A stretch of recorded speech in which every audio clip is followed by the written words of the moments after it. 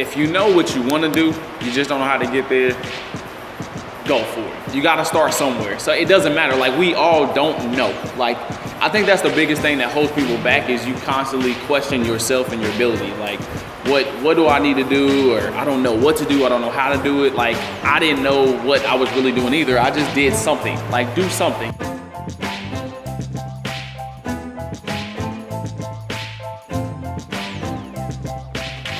What's up, world? Welcome to another episode of Grind Towards Success. This is actually the 57th episode. I'm here with Jesse Thomas. He is an MMA specialist, a martial artist. Oh man, so let's go on and on. You got Arena Football, American Ninja Warrior. He's also a personal trainer.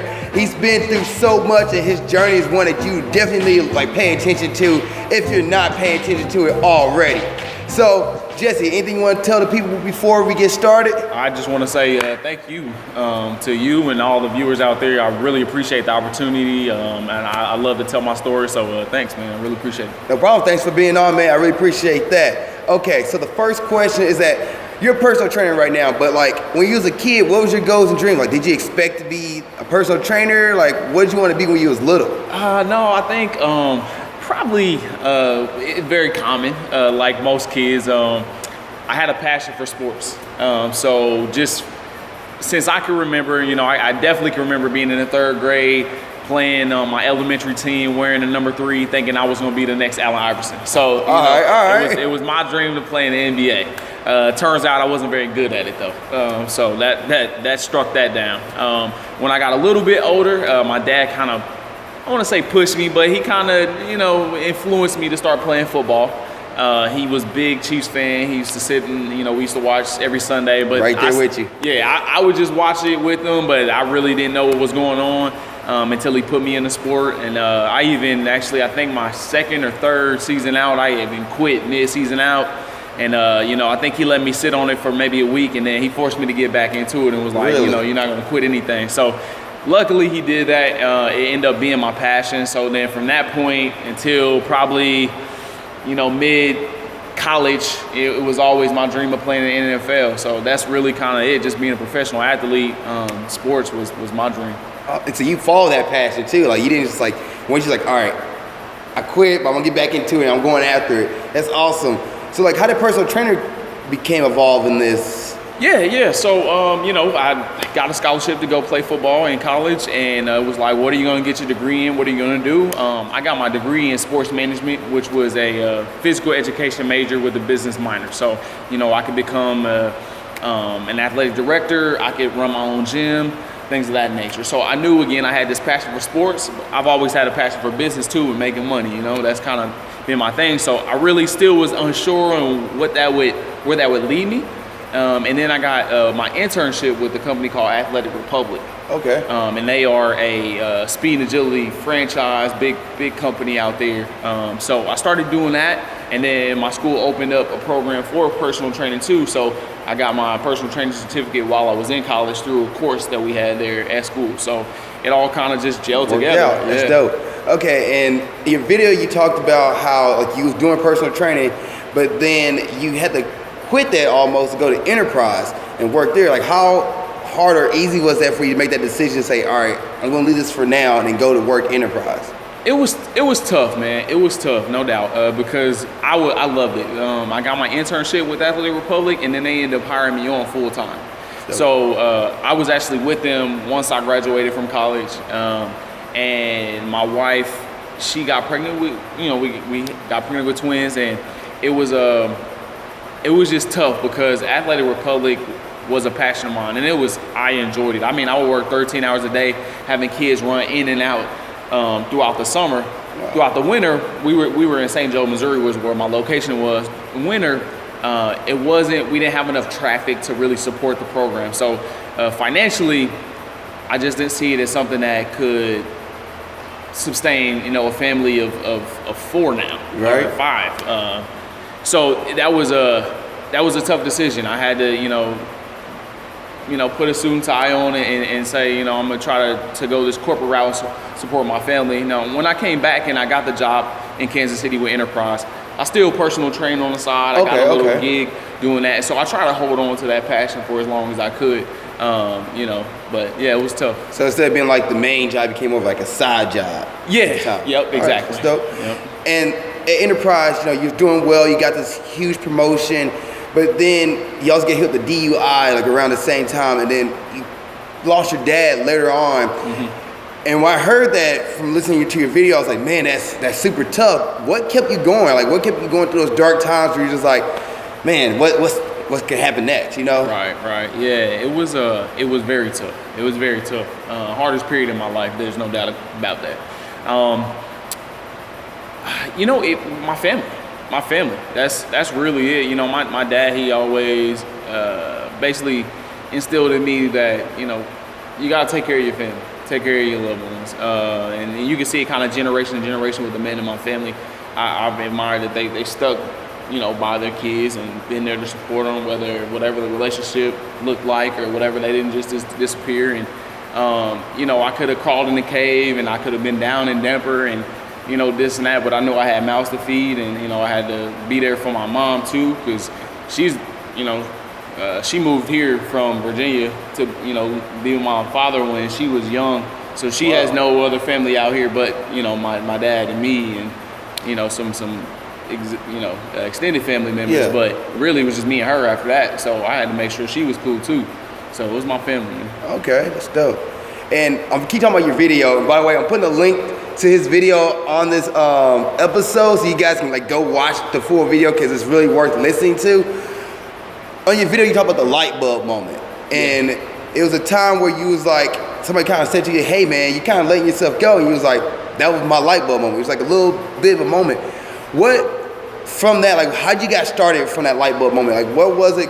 It's like, all right, what's the first steps? Because it wasn't just like, yeah, I'm already light bulb moment, cool, here I am today. Like, no, it took a few steps to get the ball rolling again. So what was a few steps? It was, you know, with the workout piece, I already knew what I should be doing. I just wasn't doing it, right? Because I was a personal trainer, and I've been an athlete all my life, so I knew how to get in the gym.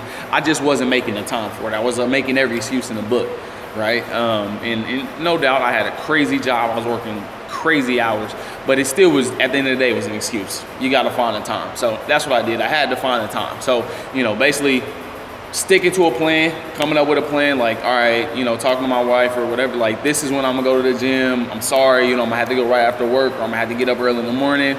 I just got to do this for myself. And I think a lot of people, they fail to realize, like, if you don't take care of number one, I tell this a lot of people, if you don't take care of number one, you can't take care of anyone, right? Ooh, so good. that's what I had to do. And you know, thankfully my wife, she understands that. She's very supportive of my dreams and what I need to do, because if I'm cranky because I didn't get to work out and I don't like the way I look in the mirror, then she's not gonna like me. So I think she can kind of understand, well, I might as well let him go to the gym for an hour, come home, he's happier, we're happier, you know what I mean? So that's kind of how that was, but creating the plan, like, all right, this is when I gotta hit the gym. Now, where I got help enlisted, and I say this, and not because I'm a coach, but because I don't know everything, and we all don't know everything, and also we don't have a lot of time on our hands as individuals to enlist the help of someone who does, right? So I got the help of from my buddy Steve Greenberg, and I shouted him out in the video before. So he's with Avocare. I don't know if you heard of Avocare, but it's a nutrition company. They have really good products, and he just kind of helped me do the nutrition thing. Again, being a personal trainer, I knew what I should eat, but again, without having a good plan and really kind of getting the tools, it does you no good. So he kind of helped me figure out a plan. He put me on some good products, and that kind of helped steamroll the way of nutrition for me. So with those two things, I was set to go, man. It's dope. Hey, go back and rewind that and listen to that, because he just dropped some good knowledge there. And matter of fact, I'm gonna throw in a side question here, because I've been listening to a bunch of like motivational speakers, but a bunch of businessmen and stuff they've been talking about. And they always talk about like having a strong person next to them. Like your wife, she like sound like a really strong person that's next to you. Yeah. How important do you think that is to have a good, strong person there, like somebody to help you out in those times? It is extremely important, and I know I don't say it enough to her or to maybe anyone for that matter, but it's extremely important, especially in my situation where, you know, we have a large family. without her being the rock, like just to hold us down and support them, so I don't have to worry about that. That means a lot. And to have someone trusting you and just kind of, again, believe in your dreams and what path you're gonna take your whole family on, that really means a lot. And it keeps you motivated, because I know I got 5 other people who are dependent on me, including my wife. She's not, man, it's not to say she's just sitting around waiting, right. But she really does believe in where I'm going to take our family, which is, that's huge. Dude, that's awesome. Okay, so arena football, MMA, what else? Bodybuilding, and then American Ninja Warrior. I want to focus on American Ninja Warrior because there's a lot of people who are watching the sport right now. Right. But with all that though, where did all that stuff fall in place? Where did arena football fall in place during these times, and mixed martial arts and American Ninja Warrior?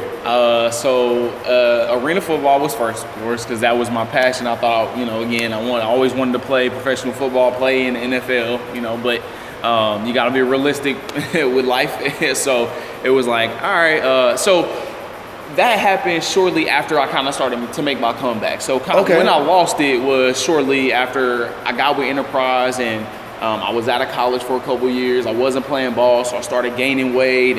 And again, when I started working at Enterprise, I started working these crazy hours, so I was eating unhealthy, and I kind of lost that in my path. But then once I got back into shape and I started working out consistently on a regular, I still had some local buddies who were in the sport and playing in pretty serious arena football, professional arena football. So there's a team, the first team that I tried out for was here in Kansas City. The Brigade, or was it the...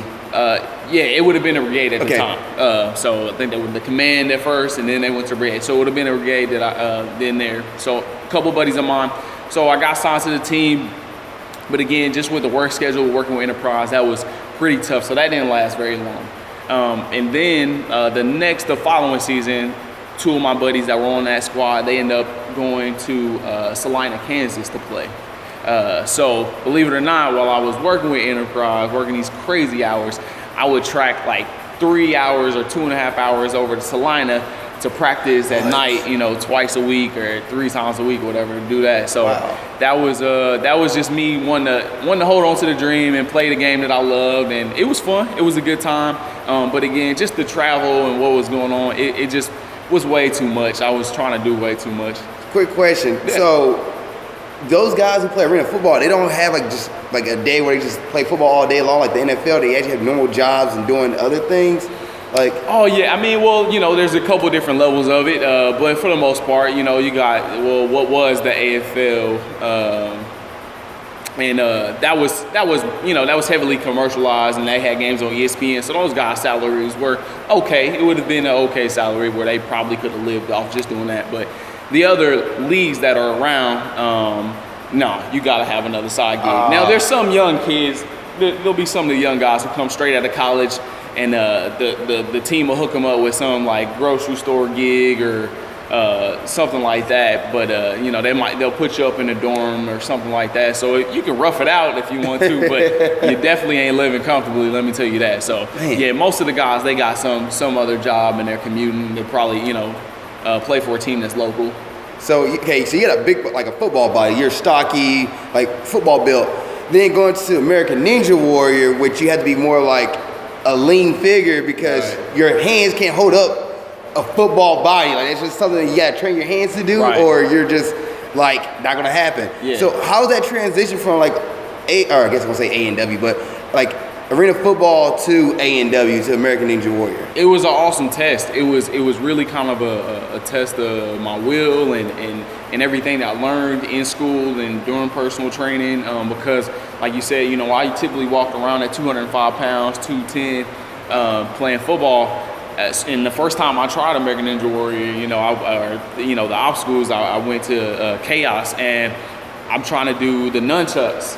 And I'm seeing it on TV, and I'm thinking in my head, like, oh, that's no problem. Like, I climb on stuff all the time when I was a kid. I could do that. I went in there, man, and my heart was crushed. Like, I couldn't swing from one chuck to the other. I just couldn't get it. And Russ, one of the owners there, he was showing us how to do it, and he made it just look so graceful. And I just, for the life of me, couldn't figure it out. I'm like, I'm an athlete. I can do this. my fat butt could not do it, man. So that's the journey when I start cutting, and I start, I was like, I wanted to take it serious and see what I can do. So I was like, next year I'm gonna audition for the show, and I'm gonna cut the weight and do it. So I dropped down to my lowest was like 169. Whoa. Yeah. Dude. Yeah, it was a long journey, like a year just running and cutting and doing American Ninja Warrior stuff. So, it was a fun journey. It was good. So you could be on the show twice, got a call back twice, which is impressive because it's a hard thing to do. How was that like competing on the show? Like, what was the experience like competing on the show, and what cities did you compete in?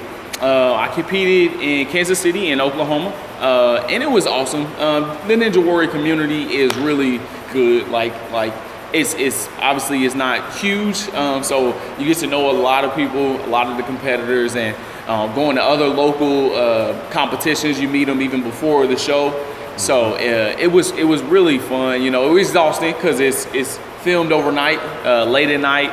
So you're there, you're probably waking up at the crack of dawn because you're so excited, and you got all this anticipation and building up, and then you may not get on the course, and I'm pretty sure I probably didn't run until I was actually one of the first, but I still probably didn't run until 11 or something. Only because I had small kids. They were like, we'll put you up in front of the line. So I got to run a little bit earlier than some of my friends, but then you stay and watch them run. So it's an all-night event. But, I mean, it's an amazing experience to see how the show is put together and the production behind it and all the big props and lights and things like that. But obviously I didn't make it as far as I wanted to, but it was still a great time. Nice. And what cities did you compete in? So I did Kansas City, which was really convenient, obviously. Right. Cool. Backyard. Right. In there. So I did that. Went out on a balance obstacle. These floating tiles. So apparently I can't balance. And then Oklahoma was the second year, and went out on another balance obstacle. The running logs. It was like 5 logs that ran up. Oh, yeah. Yeah, so I made it to the third log and then took a dive in the pool. It took Lance Pekus out too, or is it Pekus or Perkins? The cowboy ninja, but he went out there too. It took it. I can't remember, but I want to say it was 70% of the folks went out on that log. A lot of people went out on that log, and I wish I was actually one of the last to go because I could have seen a little bit more strategy.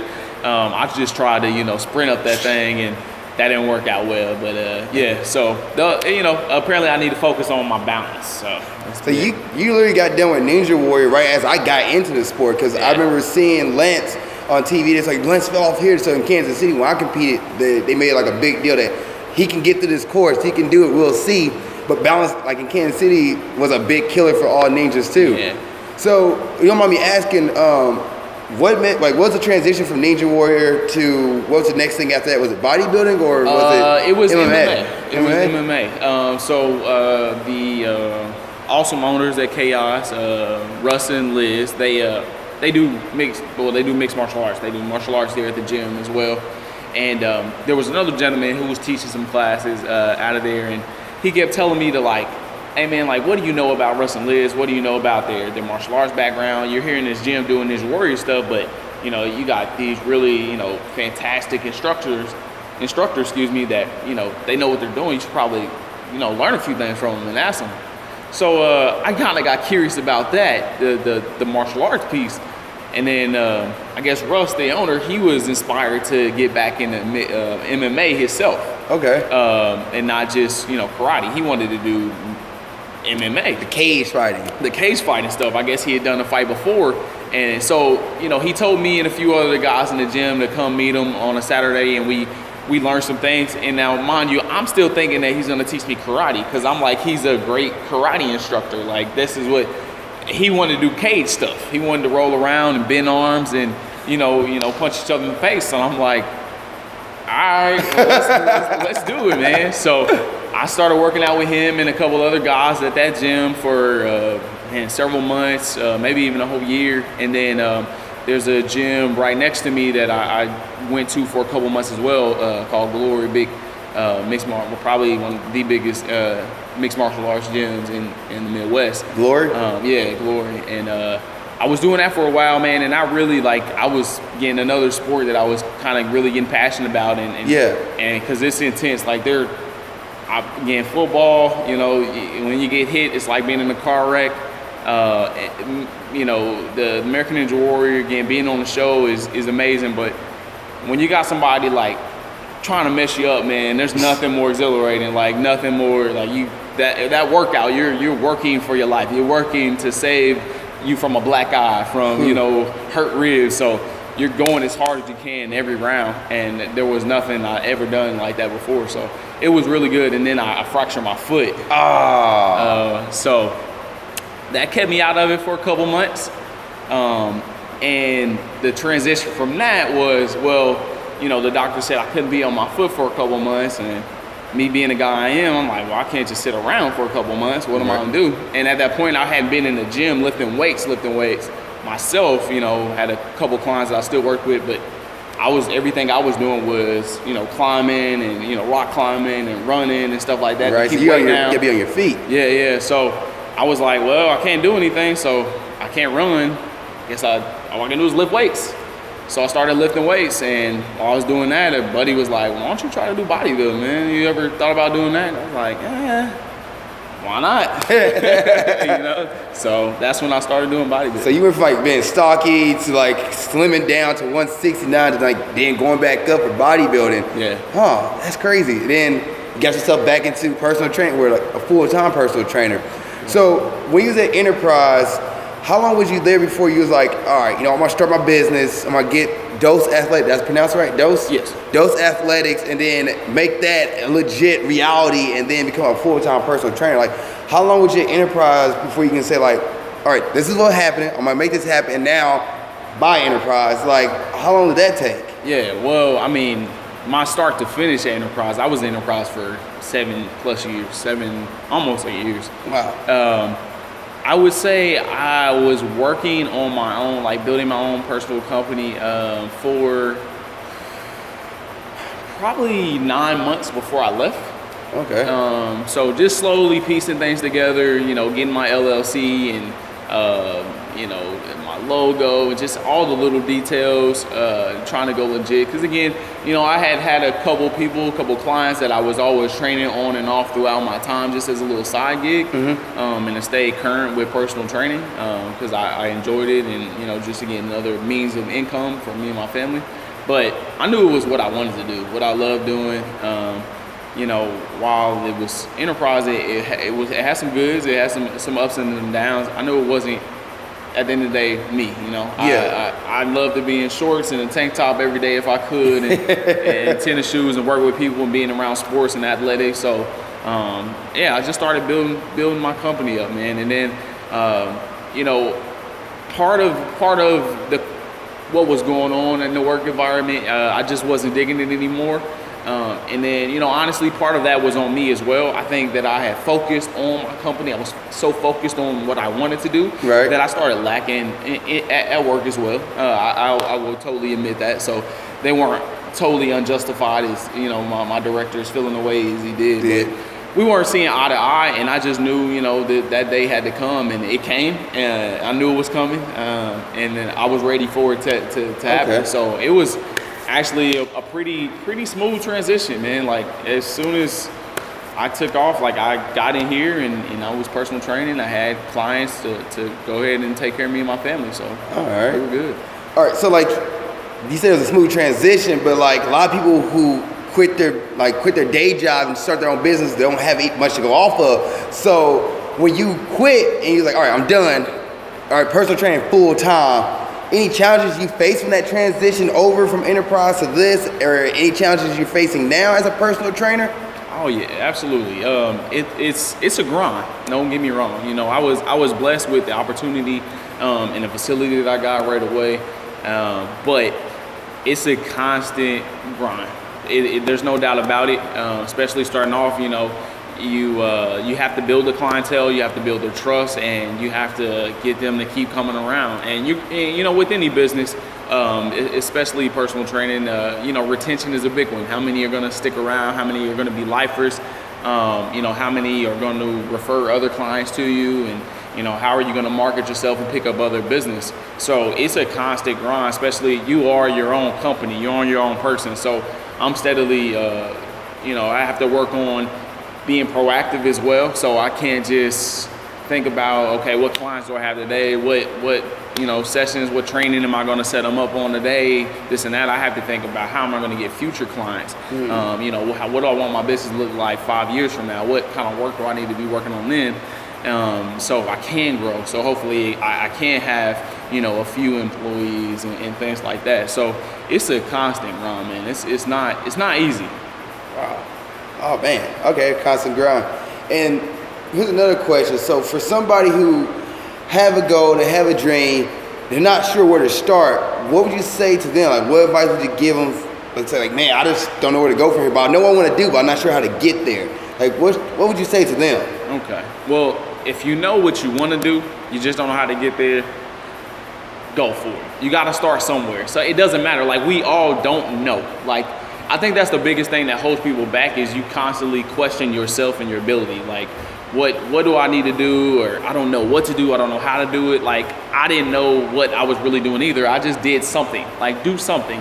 And I would say that kind of to that, though, get some help, right? Try to find a mentor who is in that same industry that you are in. If it's one that you might know personally, or if it's one on social media, whatever it may be, there's somebody doing what you want to do.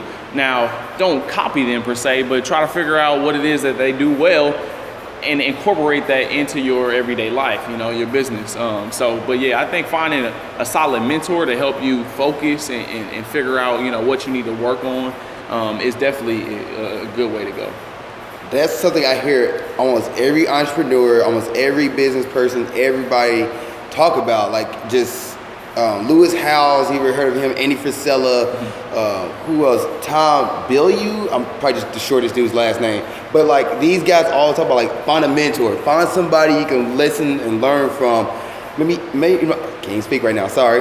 You mind if I ask, who are your mentors? For me, it's someone that's not necessarily in my industry, but my uncle. His name is D.O.S.E Thomas. He is the president of Morehouse University. He has always been really, since that's I was awesome. So he has a couple books out. He was a professor at Harvard, where he actually is big into to business and minority growth. So he's kind of actually, some of the things that this book talks about are finding mentors within your company if you want to climb that corporate ladder, or find mentors to help you grow and succeed in whatever industry you're in. And I'd say, just someone that I've always looked up to and kind of taught me the ropes of how to be professional and what I aspire to be. He's always been my biggest mentor. That's awesome. All right. One, I want to say thank you for coming on to this episode, Jesse. I really appreciate it. Guys, check him out on social media. Find him on Instagram, Facebook. You also have YouTube as well, don't you? Yeah, I just started the YouTube. There'll be a lot more coming there, but yeah, absolutely. Find him on YouTube. And I also put all his information in the bio as well for this episode, so you guys can just one click, I'm on his page. But check him out. Thank you for coming on again, man. I really appreciate it. Appreciate it. And the last question, how do you define success? Man, success, that's a big one. That's a tough one. I'd say at the end of the day, it's happiness, right? Happiness is freedom for me. It's knowing that my family is taken care of, knowing that I one day can retire and do the things that I enjoy doing and just living free. So me having a job that I love to do every day, waking up, is a success. That's awesome, man. Yeah. Thanks again, Jesse. No problem, man. Thank you, bro. Appreciate it. Hey, thank you guys for watching this episode of Grind Towards Success.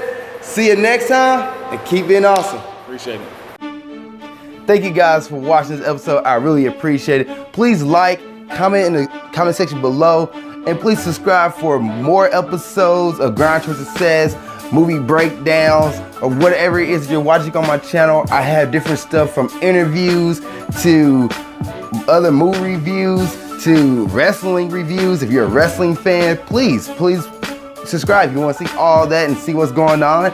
Also, you can follow me on Snapchat here, follow me on Instagram there to see what I'm doing in my personal life as well as my business and Ninja Warrior.